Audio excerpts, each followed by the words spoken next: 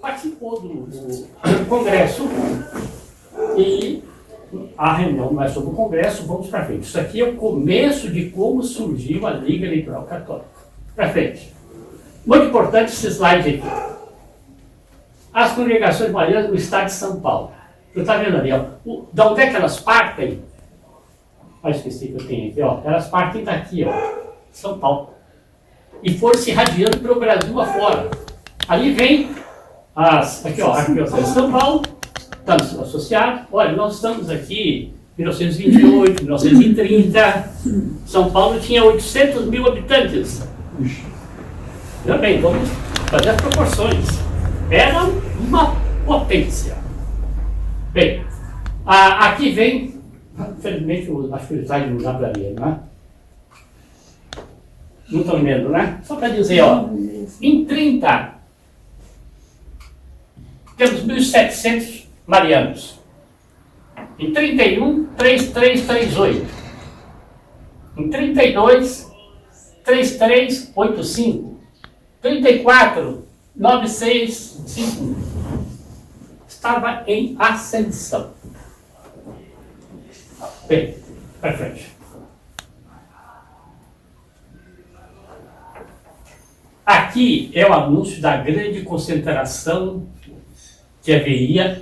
Isso aqui, essa concentração, era 36. Mas é para nós avaliarmos o que era esse potencial católico que havia, ao qual o Dr. Plínio queria pegar o potencial e jogar contra a esquerda. Isso é que chegar lá. Olha aí. Vou repetir, São Paulo tinha 800 mil pessoas. Isso aqui são jovens, sobretudo jovens marianos. Esse é o pátio quando é de Educação de Jesus. Liceu, né? É o Liceu Educação de Jesus. Então, assim, agora explica esse pormenor. Desculpa. Olha aqui, eu chamo a atenção aqui para o título. Isso faz parte de um fruto da conferência. Catolicidade e patriotismo. Eu acho que, ainda que a gente não chegue no fim da conferência, que tem importância nenhuma, se nós conseguirmos entender o que representou a Liga Eleitoral Católica na mentalidade dos católicos. Quer dizer, isso aqui, você está vendo aqui, ó, é ligar catolicidade com patriotismo, catolicidade com anticomunismo. Foi por isso que eles intervieram, né, São Paulo? Isso. Intervieram nas eleições. Tá? Hein? Não, porque o Paulo não deixa passar nenhum erro de português. É tremendo. Não, eu vou auxiliando os amigos, né? A gente explica como é, mas Disse-ia que tem até uns jovenzinhos ali em cima do telhado, né? Não é montagem do PT, não. Nesse tempo, é interessante que nesse tempo não tinha nem recursos, né? Sim, recursos assim. Isso tudo era feito o jornal ia para a tipografia, era composto lá, letra por letra. Então os clichês já eram prontinhos, não tinha como adulterar. Bom, aqui está a primeira coisa.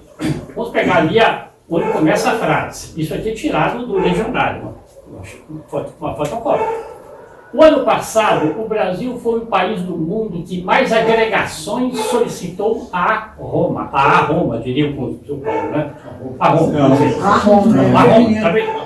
Se todas as congregações fundadas recentemente na capital, olha, o slide está maior do que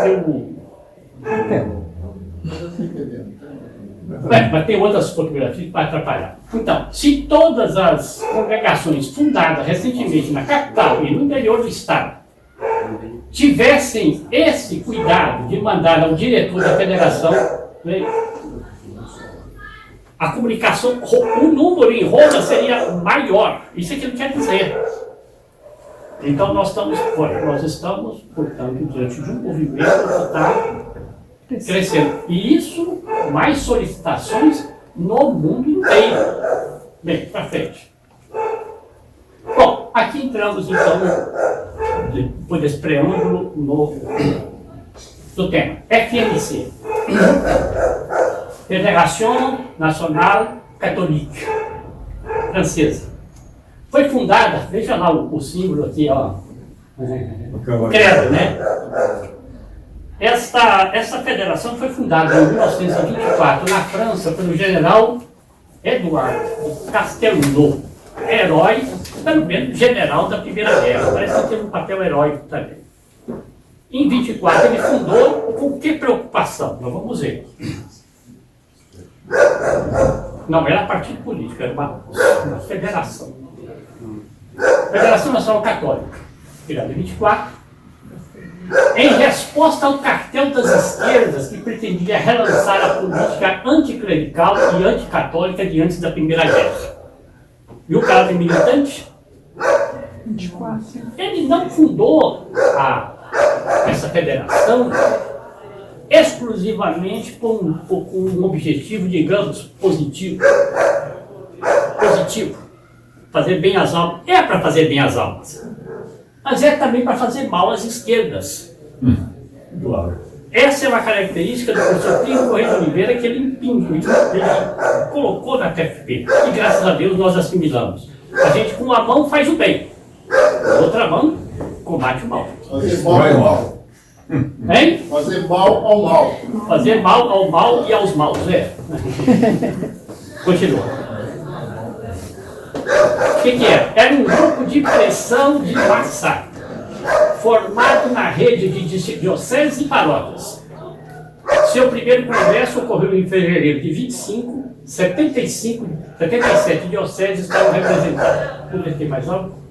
Bem, veja aqui então. Ele conseguiu o apoio do clero, das dioceses, das paróquias, e foi fundando as federações das várias paróquias. Não dá para pedir novo amor isso hoje, né? Mas eu realmente vou pedir que podia comprimir um pouquinho aqui, tinha até no Chega mais perto aqui. Não, ele tem aqui, aqui tem um pouquinho. Eu tiro o foco, ele comprime. Tá no máximo. Tá no máximo, só tem que puxar até o Só tem que puxar. Olha isso que eu falei, olha aí.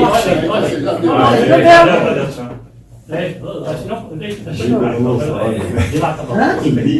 Nossa, nome, né? Expandir. Tá bem, vamos deixar. Bem, então, Alec. Já está bem. Tá ótimo.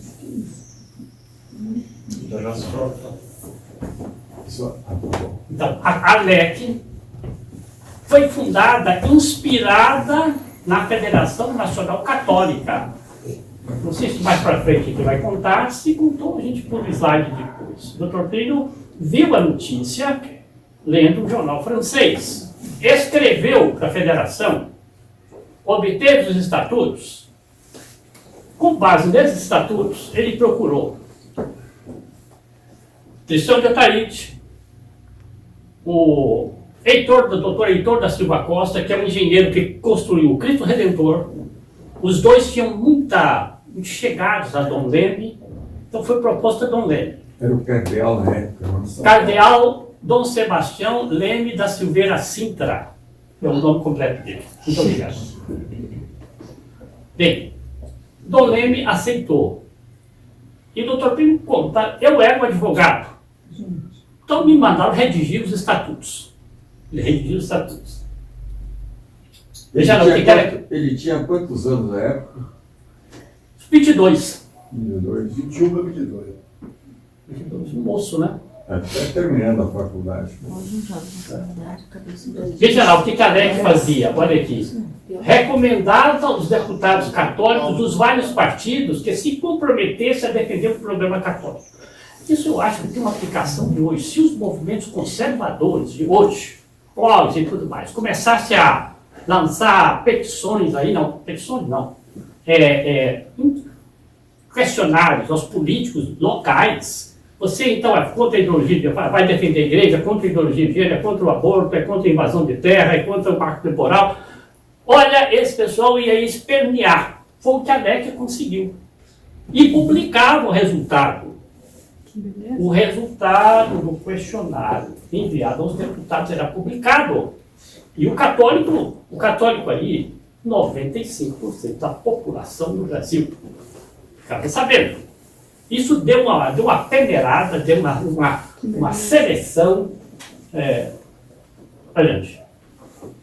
Qual era o programa da LEC?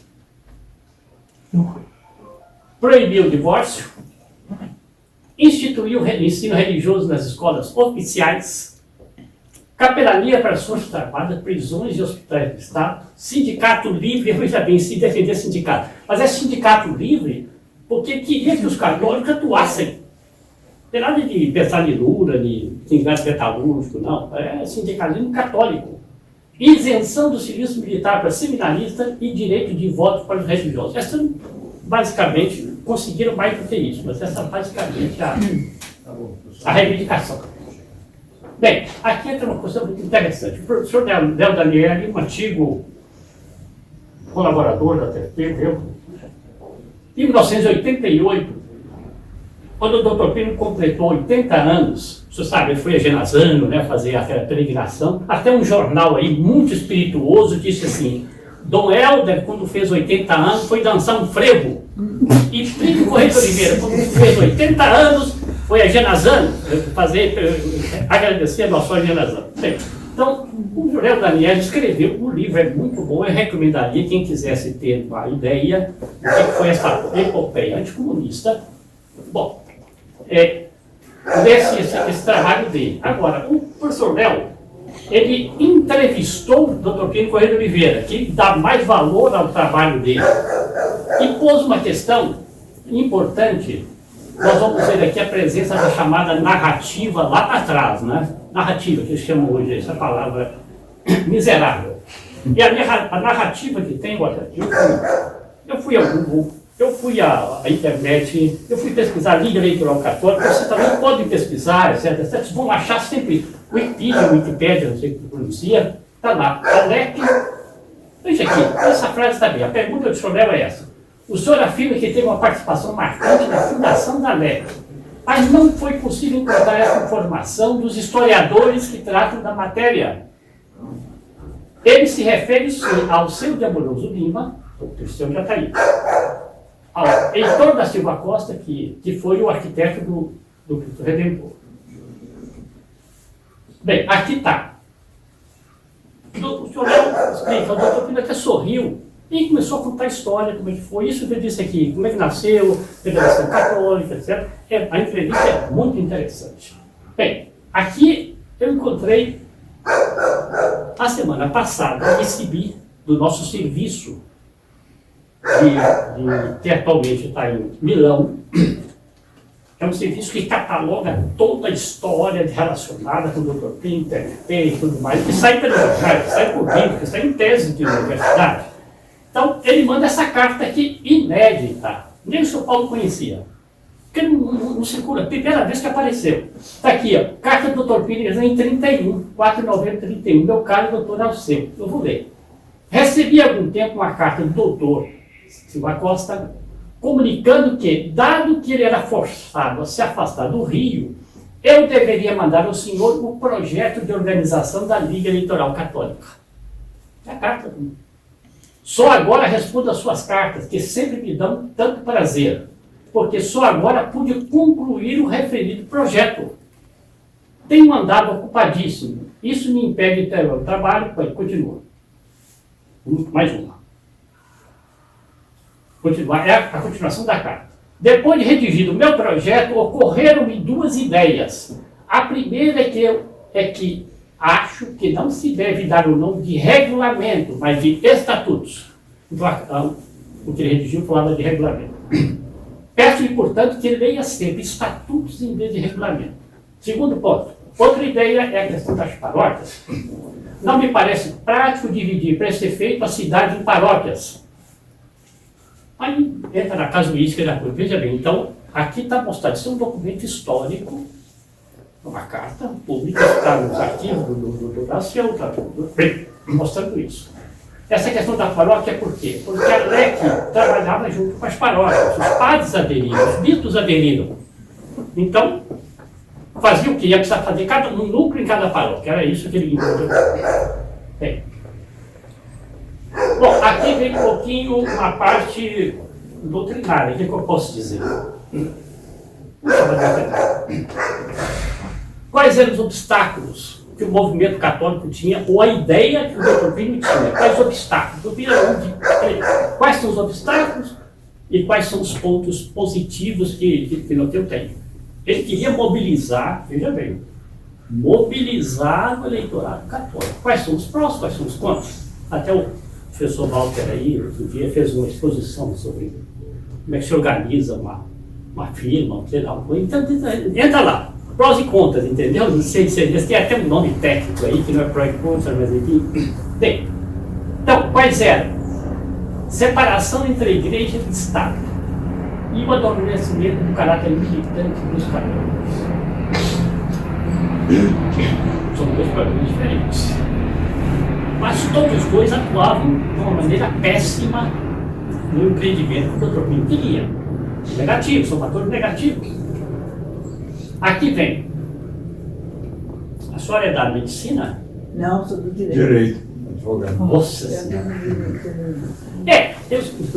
O extraído divergente. Isso existe hoje, mas isso foi inoculado, infelizmente, pelos bispos, pelos padres, na mentalidade dos católicos. Igreja e Estado são esferas estanques. Não é só independente, não, são estanques. O Estado organiza a esfera temporal e a Igreja cuida da salvação das almas. Então, todo mundo aí vai aceitar isso. Não. Isso é fundamentalmente errado. Condenado pelos papas, fundamentalmente errado. Mas isso estava dentro da cabeça. E as consequências negativas nós vamos vir para frente. Continua. Outro ponto. A noção de igreja militante estava adormecida no clero e nos leigos. Olha, duas coisas. Adormecida, não estou falando que não existia, não. Estou adormecida. Bom, aqui vamos pegar um artigo do Dr. Plínio para ver o que ele. Olha o background aqui. No limiar de um ano novo de existência, sejam nossas palavras um apelo veemente ao zelo apostólico de nossos leitores. Que cada um deles seja um cruzado a mais na obra que vamos levando a efeito no meio de grandes dificuldades. Parece até a linguagem de São Paulo aqui. Que os que têm talento nos ajudem com suas luzes. E os que têm piedade, não, os que têm dinheiro, nos ajudem com seus donativos. Hã? Coisa boa, né? Que os que têm piedade nos auxiliem com suas orações. E que o legionário seja sempre digno do apoio que reclamamos. São esses os nossos votos. Veja bem, o Dr. Plínio fala de cruzada aqui. O Dr. Plínio era um guerreiro. O professor Debatei, que teve italiano, né? Teve vários contatos com o Dr. Plínio. Quando ele quis escrever, e escreveu uma biografia sobre o Dr. Plínio para a Europa, um livro muito documentado, está à disposição aí, podem procurar na internet. Ele deu um título, O Cruzado do século XX. Ele não achou outra palavra para classificar o Dr. Plínio, o homem mais piedoso que houve na congregação mariana, um modelo de católico, não, O Cruzado do século XX, foi o título que o professor Debatei deu. Então está aqui a ideia do cruzado. Continua. Agora, quais eram os fatores positivos? Quais eram os fatores positivos? Olha, se tiver um pouco, me quer interromper, qualquer coisa, o que eu posso fazer? O quadro é assim, para entender um episódio histórico, a gente tem que ter um contexto. Senão não pega. Pega o que o livro da história fala. Só isso. Bem, continua. O despertar ocasionado pelo pontificado de São Pio X. Quando São Pio X foi papa? Então, aqui, São Pio X foi de 1903 a 1914. Outro dia nós tivemos uma conversa aqui na sede, com jovens aí, fiz um gráfico não, uma montagem fotográfica. Então, São Pio X foi esse Papa que foi extremo, não é extremista não, extremo oposto do modernismo e condenou o modernismo. São Pio X instituiu a comunhão precoce para as crianças, porque ele via que as crianças estavam essa comunhão parece que era de 12 anos, 13 anos, uma coisa assim. Então ele instituiu a comunhão precoce, por quê? Para que ele recebesse o Senhor Jesus Cristo bem antes, né? Para conservar a inocência, conservar uma... Bem, São Pio X dava o seu catecismo em Roma todos os domingos. Catecismo nem presidência, que é absolutamente ortodoxo. Né? Então São Pio X fulminou essa corrente modernista que é a progenitora, né, do progressismo, da teologia da libertação. Bem, esse pontificado de São Pio X suscitou, porque ele era um varão de Deus, muito entusiasmo pelo mundo afora. É no Brasil também. Só que o doutor Pedro explica, São Pio X morreu em 14, mas esse vagalhão de São Pio X, vamos dizer, essas ondas, continuar chegando aqui no Brasil.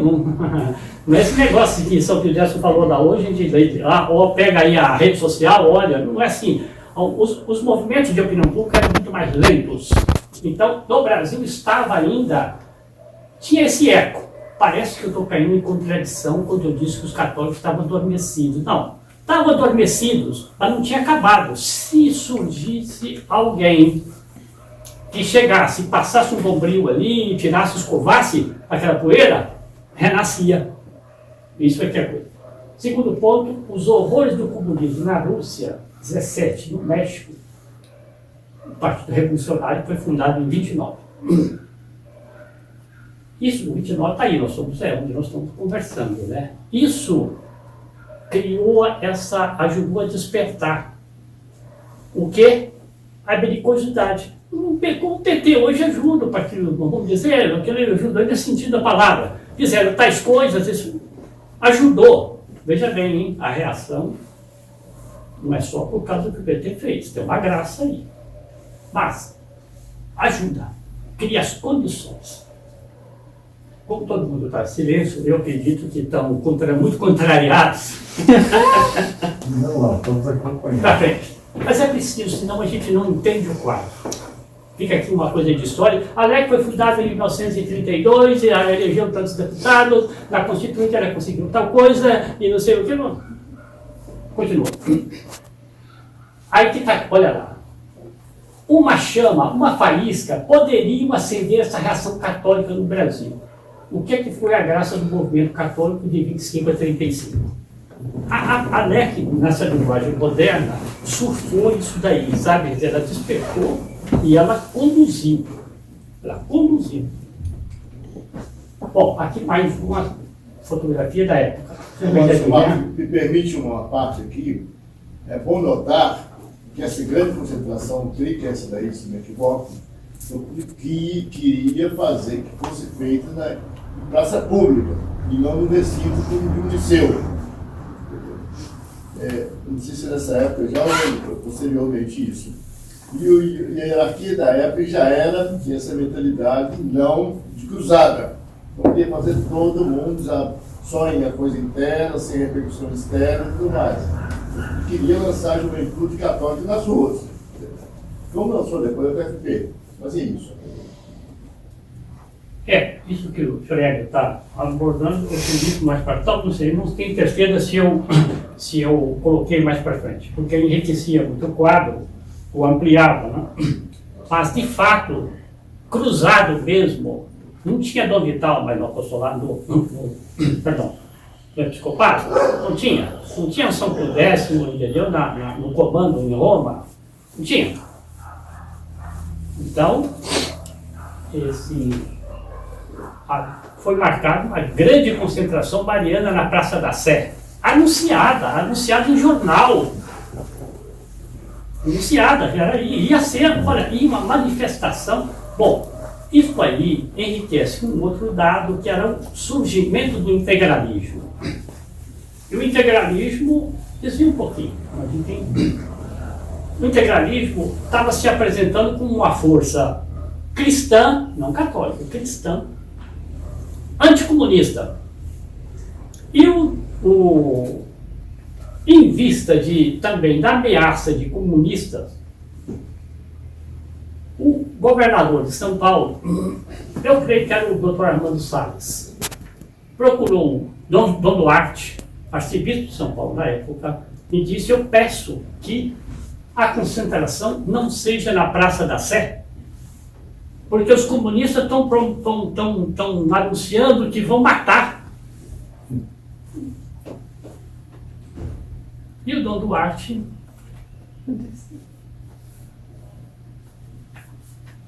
aceitou.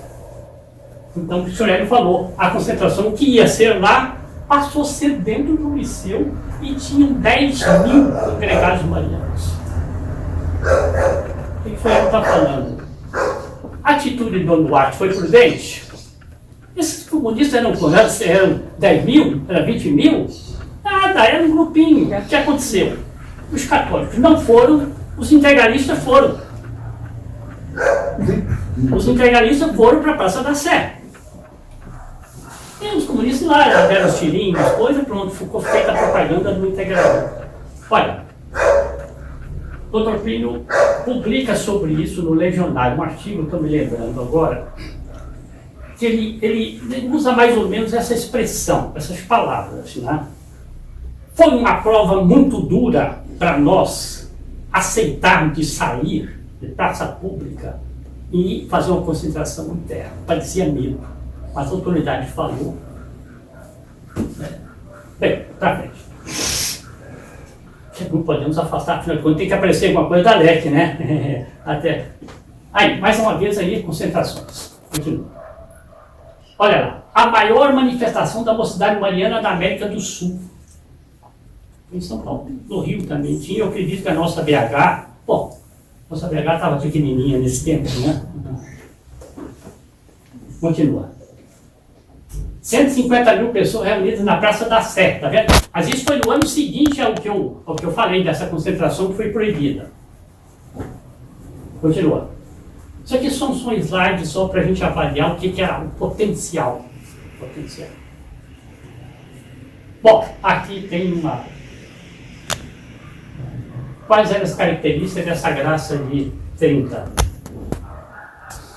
Eu acho que, estudando o movimento que começou, digamos, há 10 anos atrás no Brasil, essa renovação religiosa, anticomunista, ideológica, ela tem suas similitudes com essa graça nós estamos de quase um século atrás, tem suas semelhanças. Olha ali. Primeiro, devoção mariana segundo São Luís Maria Grão de Montfort. Quando o senhor Paulo Henrique e eu éramos estudantes, o senhor Hélio, o Celso, não havia essa consagração, esse número de gente jovem correndo atrás de consagração de São Luís Grão de Montfort, isso não havia. Segundo, aqui chama que a percepção da falência das democracias liberais. Esse liberalismo aqui, né, correspondia o quê? Correspondia à Inglaterra, correspondia à França, correspondia eram os países os Estados Unidos. Alemanha. João? Alemanha. Alemanha principalmente, que foi exatamente uma das principais causas do nazismo, né, do surgimento do nazismo. Então, essa falência criava uma perspectiva boa. Perdão, por contraste, uma perspectiva boa. Opa, estão caindo, vamos entrar com um modelo, né, no lugar do liberalismo falido. Outra coisa ali que o Dr. Plínio insiste muito no Legionário, está aqui, a encruzilhada da história. Ele diz, agora é isso, é catolicismo, é comunismo. O debate na Constituinte vai enriquecer esse ponto. Outro que militância católica é outro item dos dias de hoje. Militância é vontade de combater. Não sei se a senhora acha que eu estou certo, viu? Mas a gente percebe isso aí, fica uma militância. A era da acomodação passou. Sua filha, está chegando aqui. Não entendi o que é? Não. Deixa eu perceber. Mas vejam lá, ó, nós começamos aqui, ó. Não há reação conservadora autêntica sem devoção mariana. Reação conservadora meramente política.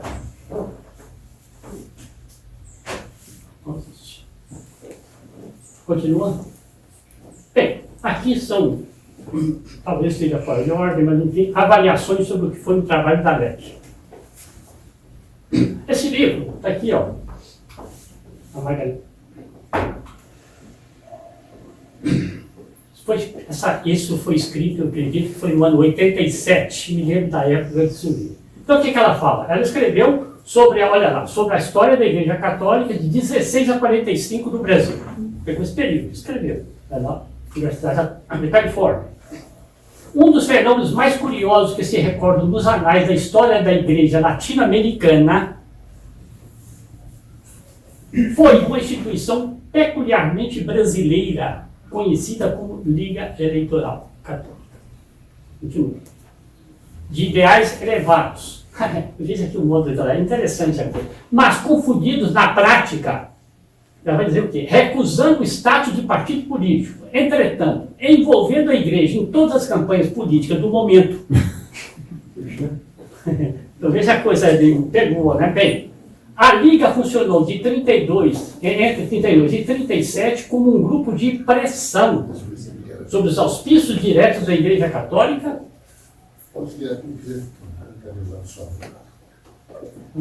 Vamos entrar.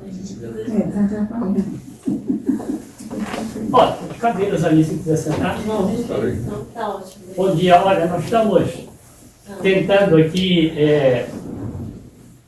alimentar 3 tipos de público ao mesmo tempo. 3. O seu tutorial aqui tem 3 tipos de público. Uns esperam de nós estamos chegando na Semana Santa, o que tem de espiritual que vocês podem nos oferecer para nós, entendeu?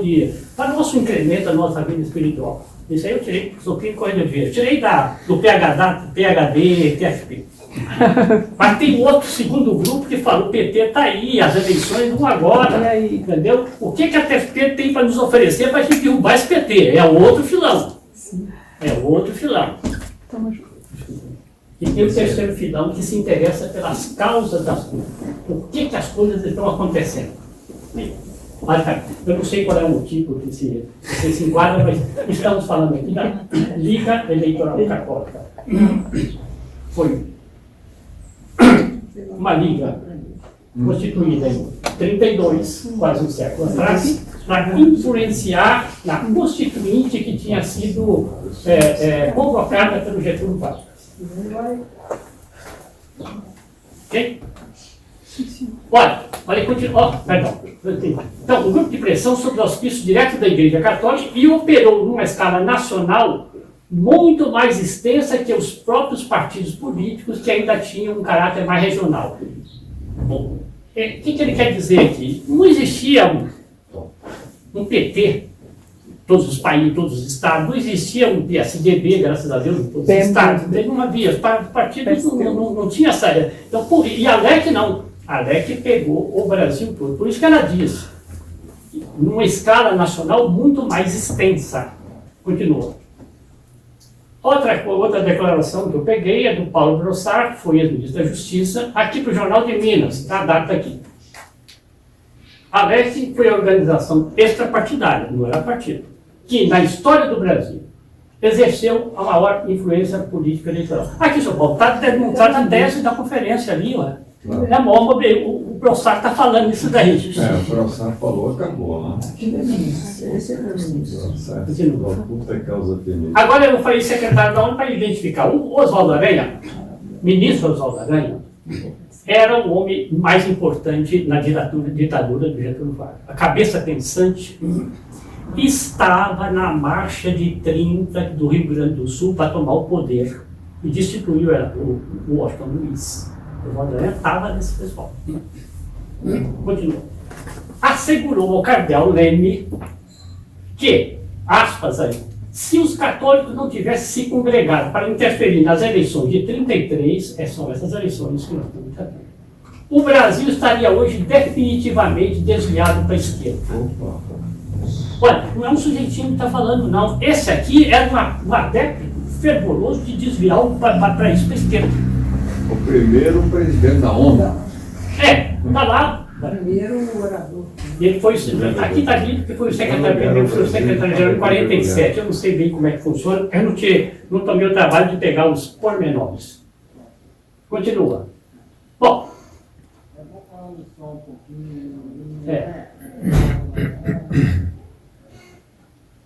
Eu vou recorrer aqui a uma imagem do Correio do Oliveira. Aceita uma água? Água?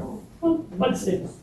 Vou recorrer a uma imagem porque eu procurei aqui no posto de depósito se eu achava uma anteninha de rádio, assim, sabe aquelas que vão vestir Eu assim? tenho lá os bengalos. Nossa, Paulo, pode ser. Eu ouvi, eu faço parte do PhD, TFP, eu ouvi o Dr. Pino explicar isso aqui numa reunião de sábado, lá em São Paulo. E ele é o seguinte, imagina uma régua, no caso, para facilitar, 100 centímetros. Os gomos de 10 em 10. Se eu pego o ZU, lá direito é direita, lado esquerdo é esquerda. Esse direito aí pode ser São Pio X, e a esquerda pode ser Boff, pode